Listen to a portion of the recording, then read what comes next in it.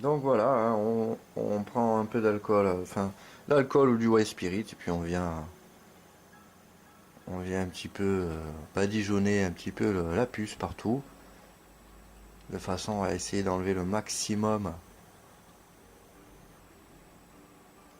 de la vieille pâte thermique ou de la colle, je sais pas qu'est-ce qu'ils ont foutu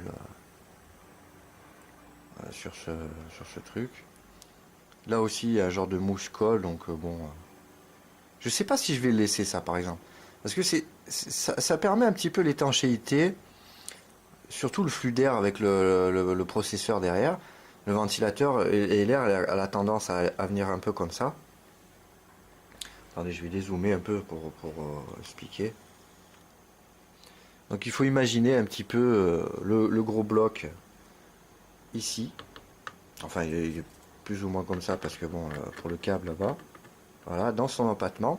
L'air est aspiré, descend et au contact du processeur, ça fait un souffle. Donc lui, il récupère aussi l'air plus ou moins chaud ou froid. Enfin, c'est vrai que ça souffle vite, donc tout dépend de ce qu'on fait après. Et du coup, ça récupère avec les ailettes orientées dans le bon sens. Et du coup, ça fait un flux d'air là-dedans qui refroidit en même temps, au passage, le pont. Et du coup, cette mousse là qu'on voit ici, là, comme ça, eh ben, ça fait étanchéité pour la poussière. Pour éviter que toute la poussière du processeur vienne s'incruster dedans et vienne faire défaut sur le type de pâte thermique ou vient empêcher le bon refroidissement du pont nord. Voilà, tout simplement. Et puis là c'est pas vraiment l'essentiel hein, du truc du refroidissement. L'essentiel se fait vraiment sur la puce, en l'occurrence ici, qu'elle soit propre de chez propre et un peu sur les contours. Après, alors, sur le PCB, bon voilà. Sur les condos, après je sais pas parce que là ils ont fait un Pego, alors je sais pas trop pourquoi. C'est vrai que d'usine ils ont tendance à te foutre un Pego. Ça fait un peu flipper des fois de temps en temps. Donc bon ben voilà, on vient un coton-tige, une brosse souple, voilà, essayer de peu de passer plusieurs reprises et en enlever le maximum, qu'elle soit bien propre. Pas hésiter à faire trois quatre couches hein, de passage si on voit que c'est pas fini.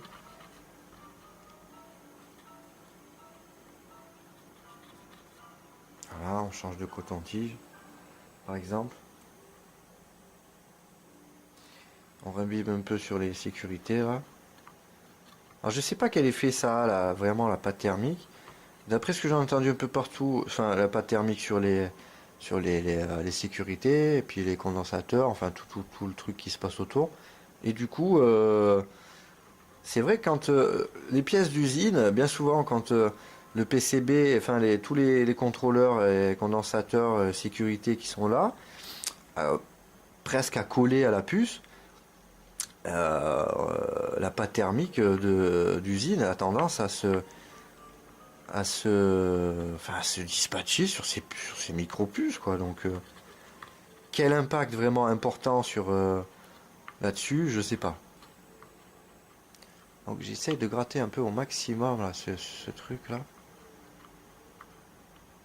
Est-ce que c'est un impact négatif ou ça n'a aucun impact ou un impact positif ou je pense assez négatif hein, d'après tous les échos que j'en ai eu. C'est vrai que c'est pas recommandé dans base d'arguet partout quoi.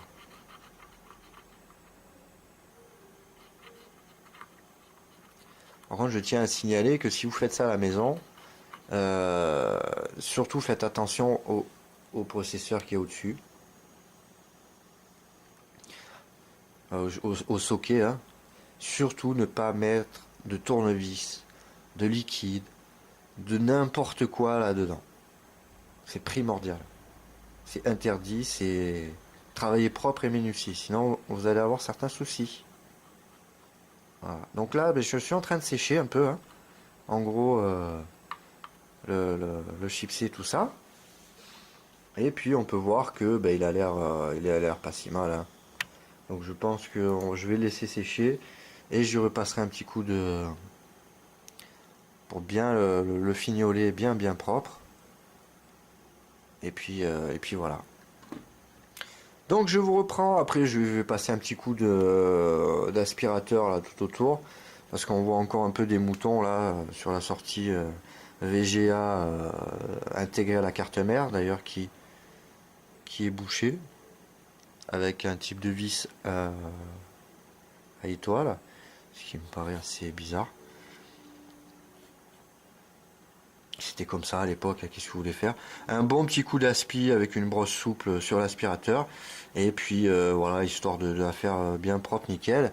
Et puis je vous reprends tout de suite après. Ciao, ciao, ciao.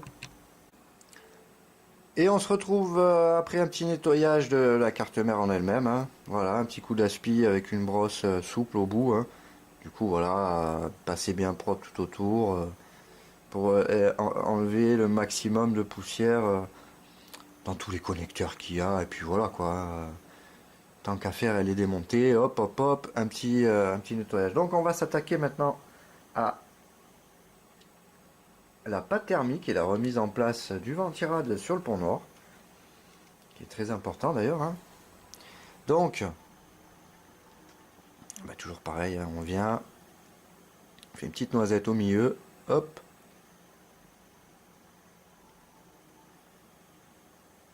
Tac. Je vais la reboucher.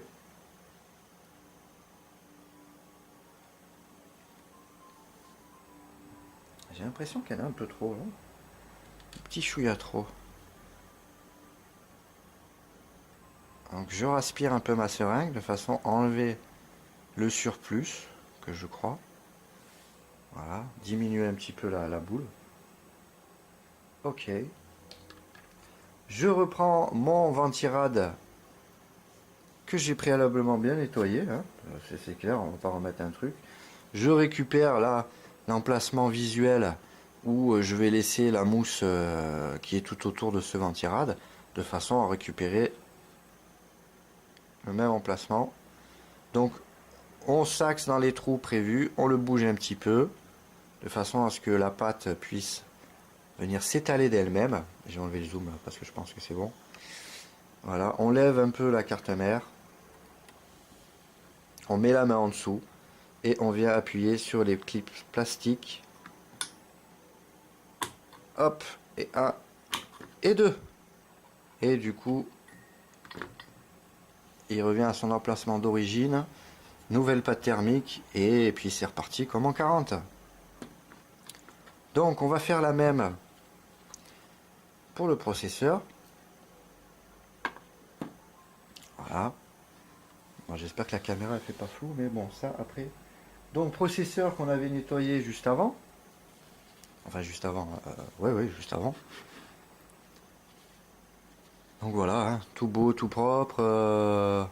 On peut voir que c'est un Intel E2220 Pentium 2 cœurs à 2 GHz 40, 240 GHz. 1 MO de cache, 860, 800 ou 800.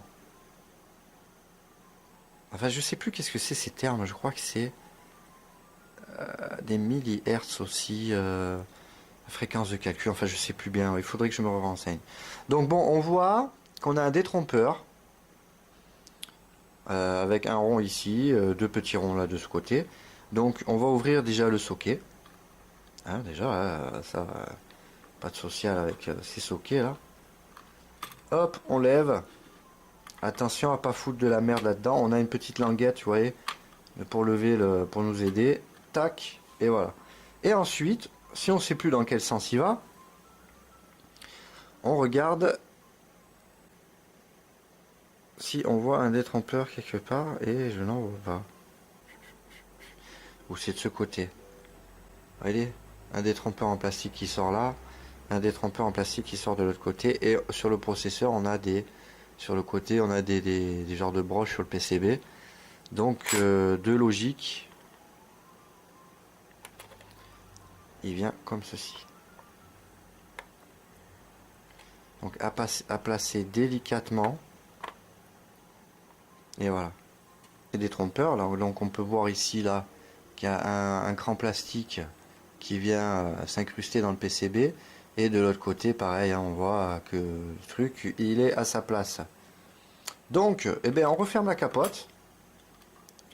Voilà, hop, tac, tac.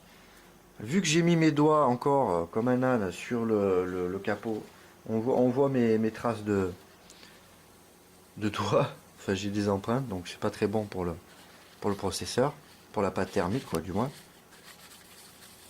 Donc, on nettoie ça, pif, paf. Donc, tout propre, tout beau, tout propre, tout neuf, impeccable, paf, on dézoome.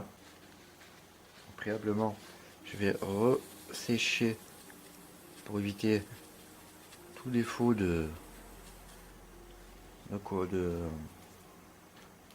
voilà, de trucs. Et ensuite, je viens prendre ma pâte thermique et je viens faire une croix homogène de bout à bout. Hop. Hop.